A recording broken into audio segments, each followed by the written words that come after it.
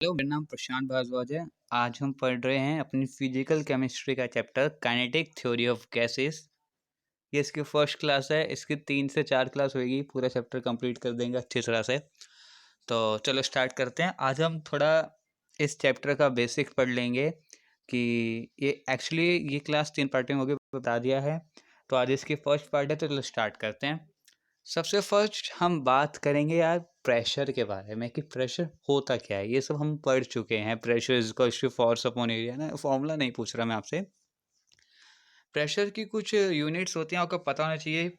Symbol क्या होता है, इसकी एसआई यूनिट क्या होती है, और एक चीज़ और 1 एटीएम किसके बराबर होता है। ये चीज़ आपको थोड़ा बेसिक है, ये चीज़ आपको याद होनी चाहिए कि 1 एटीएम 760 टोर के बराबर होता है। ओके, ये चीज़ आपको याद होनी चाहिए। उसके बाद आपको वॉल्यूम पता होना चाहिए कि वॉल्यूम क्या होता है। तो एसआई यूनिट क्या होती है वॉल्यूम की, मीटर क्यूब। और इसका जो डायमेंशन होता है वो होता है L3। ठीक है, डायमेंशंस याद रखो मत करो, पर इसकी यूनिट आपको पता होनी चाहिए क्या होती है वॉल्यूम की। ओके, टेम्परेचर, उसके बाद आपको पता होना चाहिए क्या टेम्परेचर की, टेम्परेचर क्या होता है। तो टेम्परेचर की एसआई यूनिट क्या होती है भाई, केल्विन होती है। अच्छा, इसमें एक चीज़ और आप ऐड कर लेना। आपको डिग्री सेल्सियस दे रखा है और बोल रहा है केल्विन में कन्वर्ट करो, तो आई थिंक आपको ये करना आता होगा। क्या करते हैं हम भैया, हम 273.15 ऐड कर देते हैं, जो भी हमें डिजिट दे रखी होती है उसके साथ, और हमारा आंसर किस में आ जाता है भाई, केल्विन में आ जाता है। एक चीज हमेशा याद रखना, टेम्परेचर को हमेशा हमें केल्विन में लेके चलना है। ओके, ठीक। अब हमने ये चीज़ पढ़ ली। अब हम पढ़ते हैं बॉयल्स लॉ। ये बॉयल्स लॉ क्या था, ये हमने पढ़ चुके हैं, क्लास 11th में हम पढ़ चुके हैं बॉयल्स लॉ। ओके, एक जल्दी से क्विक रिवाइज ले लेते हैं कि बॉयल्स लॉ था क्या। तो बॉयल्स लॉ क्या बोलता है कि कांस्टेंट टेम्परेचर पर, बॉयल्स लॉ में क्या चीज़ कांस्टेंट होती है भाई, टेम्परेचर कांस्टेंट होता है। बॉयल्स लॉ बोलता है कि pressure exerted by a gas, जो मतलब गैस जो प्रेशर एक्सर्ट करेगी वो इनवर्सली प्रोपोर्शनल होगा किसके, वॉल्यूम के, जो गैस वॉल्यूम ऑक्यूपाइड करेगी उसके।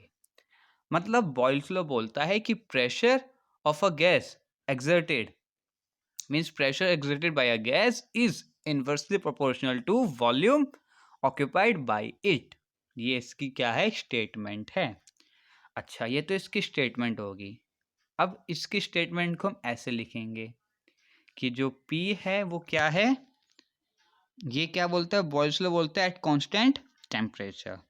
अच्छा, जब मैं इसको इधर ले जाऊंगा V को, तो ये इस तरह से बन जाएगा। अब इसको प्रोपोर्शनलिटी को हटा के हमने यूज करा है कांस्टेंट, और इस तरह से इसकी एक इक्वेशन आ गई। ठीक है, इस इक्वेशन से हम क्या कर सकते हैं, अगर हमें किसी का प्रेशर वॉल्यूम दे रखा है किसी गैस का, और किसी दूसरी गैस का या तो प्रेशर दे रखा होगा या वॉल्यूम दे रखा होगा, तो किसी एक चीज़ निकालने को बोलेगा, तो हम इसको इंटरचेंज करके वो चीज़ फाइंड कर सकते हैं।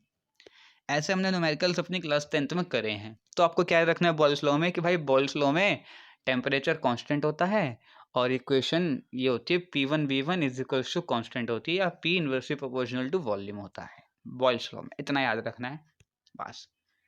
अच्छा, उसके बाद इसका ये ग्राफ आता है। ग्राफ आपको आपकी बुक्स में दे रखे हैं, तो आप वही वाला ग्राफ अगर एग्ज़ाम में आता है तो बना के आ जाना।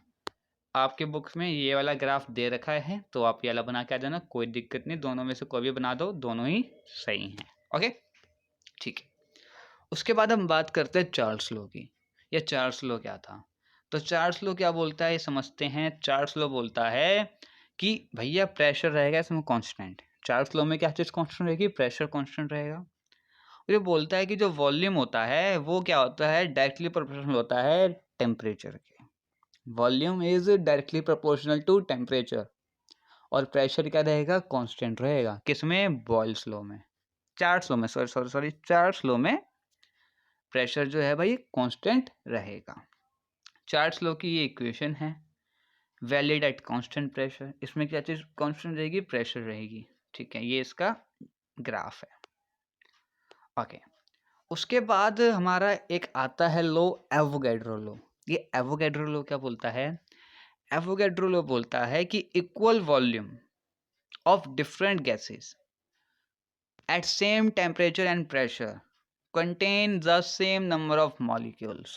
मतलब एवोगैड्रो लॉ में टेम्परेचर और प्रेशर दोनों कांस्टेंट रहते हैं।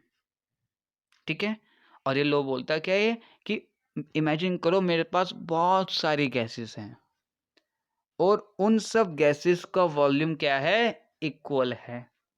तो वो सारी gases means equal volume of different gases क्या चीज कंटेन करेगी?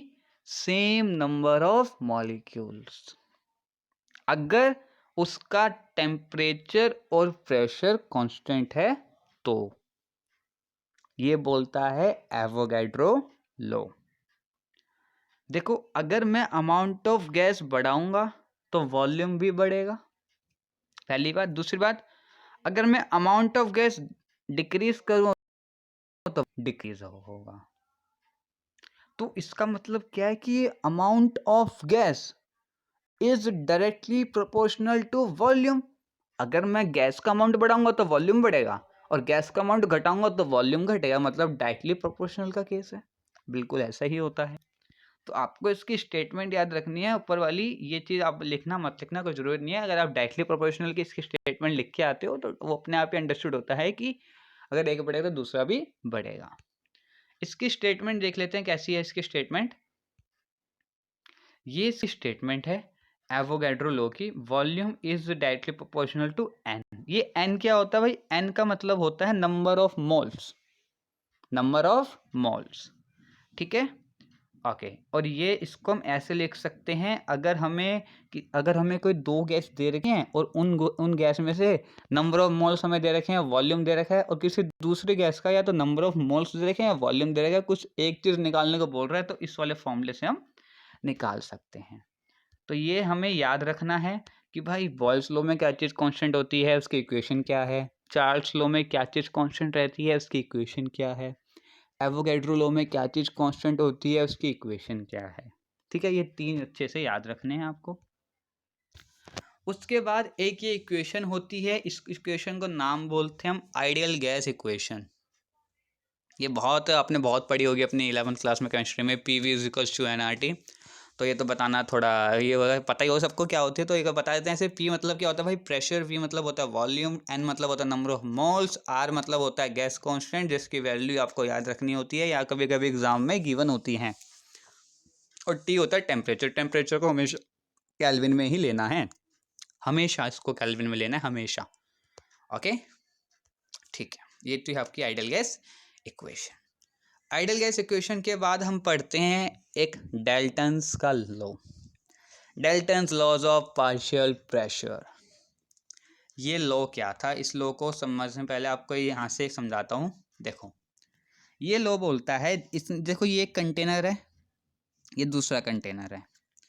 इन्होंने बोला कि मैं इस कंटेनर के अंदर मैंने कोई गैस फिल कर रखी है, उसका वॉल्यूम V है और इसके अंदर प्रेशर क्रिएट करा जा रहा है P1।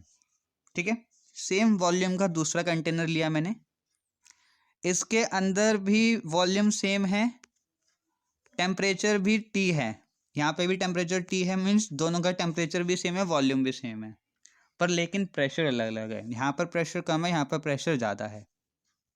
ठीक है, जब इन्होंने ऐसे दो अलग कंटेनर लिए और जब इन दोनों ने जब इन्होंने इसको इसके अंदर डाला, मिक्स करा, तो इन्होंने देखा कि जो टोटल प्रेशर आ रहा है ना, वो इन दोनों का पार्शियल प्रेशर के सम के बराबर आ रहा है। मतलब इसका कितना प्रेशर है, इसका कितना प्रेशर है, वो इस वाले कंटेनर का प्रेशर आ रहा है।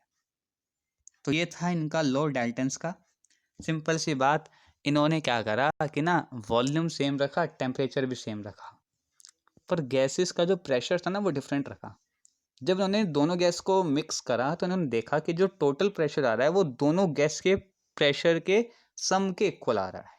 सिंपल सी बात, और ये इन्होंने स्टेटमेंट में लिख दी। यही इनकी स्टेटमेंट है। Mixture of non reacting gases, total pressure exerted is equals to sum of the partial pressure of the individual gases. Okay, ये चीज़ मैंने अभी आपको बताई कि इन्होंने ऐसे देखा। ओके, तो ये था Dalton laws of partial pressure. यहाँ से कभी एग्जाम में न्यूमेरिकल आ जाता है कि पी टोटल किसके बराबर होगा, partial pressure of A, partial pressure of B, partial pressure of C, partial pressure of D, आगे आगे बढ़ता जाएगा। वो आपके ऊपर डिपेंड है कि आपको कितने उसने सब्सटेंस दे रखे हैं, कितनी गैसेस दे रखी हैं, तो उस हिसाब से आप ले सकते हो। ठीक है, 2 गैसेस दे तो 2 लोगे पार्शियल प्रेशर, 3 तरीके तो 3 लोगे। ठीक है, पार्शियल प्रेशर का फॉर्मूला क्या होता है, पी ए किसके बराबर होता है, एन नंबर ऑफ मोल्स, किसमें, ए में, आर टी, और ये वी क्या आपका वॉल्यूम है। ठीक है, नंबर ऑफ मोल्स। अच्छा, कभी कभी क्या होता है, नंबर ऑफ मोल्स की जगह आपको क्या दे दिया जाएगा, मोल फ्रैक्शन दे दी जाएगी। और मोल फ्रैक्शन क्या होता है भाई, number of moles in one और टोटल नंबर ऑफ मोल्स। तो ये उसका फॉर्मूला होता है मोल फ्रैक्शन का। और ये भी आपको पता होगा कि ये टोटल किसके बराबर होना चाहिए, 1 के बराबर होना चाहिए। तो इस तरह से आप क्या कर सकते हो, देखो इन्हें बोलते हैं पार्शियल प्रेशर। अगर एग्जाम में बोला पार्शियल प्रेशर फाइंड करो तो आप ये वाला फॉर्मूला लगाओगे और फाइंड करोगे। और अगर बोला है पार्शियल प्रेशर भी फाइंड करो, टोटल प्रेशर भी फाइंड करो, तो पहले क्या करोगे, पहले ए का पार्शियल प्रेशर निकाला, फिर बी का निकाला अगर 2 हैं। फिर क्या करा आपने, फिर आपने क्या करा कि इन दोनों को जो पार्शियल प्रेशर है उन दोनों को ऐड कर दे, तो उससे क्या आ गया आपका टोटल प्रेशर आ गया। तो इस तरह के न्यूमेरिकल बन जाते हैं। तो पार्शियल प्रेशर किसके इक्वल होता है, मोल फ्रैक्शन इनटू ये। ठीक है, ये फॉर्मूलेज आपको याद रखने हैं। पार्शियल प्रेशर का फॉर्मूला क्या होता है, फिर अगर आप इसको मोल फ्रैक्शन से मल्टीप्लाई कर देते हो इस नंबर को, तो आपके पास पार्शियल प्रेशर आ जाता है। और फिर उन दोनों को ऐड कर दो तो आपके पास टोटल प्रेशर आ जाता है। इस तरह के न्यूमेरिकल एग्जाम में आ रखे हैं, तो ये चीज़ आपको याद रखनी है। उसके बाद आपको पढ़ना है Graham law of effusion. Actually ये 2 लॉ हैं, एक होता है डिफ्यूजन का, एक होता है इफ्यूजन का। हमारे में फ्यूजन है, डिफ्यूजन नहीं है, तो हमें इफ्यूजन पढ़ना है। ग्राहम लॉ ऑफ इफ्यूजन क्या बोलता है, ये बोलता है कि रेट ऑफ इफ्यूजन जो है वो इनवर्सली प्रोपोर्शनल होगा किसके, गैस के मोलर मास के स्क्वायर रूट के। मतलब rate of diffusion is inversely proportional to molar mass of gas के स्क्वायर रूट के। ये इसका लॉ था, किसका, ग्राहम का लॉ ऑफ इफ्यूजन। ठीक है, ये इसकी स्टेटमेंट है लॉ ऑफ इफ्यूजन की। और दूसरी चीज देखो, अगर मोलर मास में गैस का बढ़ाऊंगा तो सिंपल सी बात है, इन्वर्सली का रिलेशन है, अगर एक बढ़ेगा तो दूसरा घटेगा, तो डिफ्यूजन क्या हो जाएगा भाई, डिक्रीज हो जाएगा। ठीक है, ओके। ये ग्राहम लॉ ऑफ इफ्यूजन की क्या है, स्टेटमेंट है। इसको भी थोड़ा सही से समझ लो। देखो R2/R1 इसके बराबर होगा क्योंकि इन्वर्सली का था। और एक चीज और इसमें याद रखना, क्या, ये देखो इसके बराबर है, ये T1 T2 इसके बराबर है।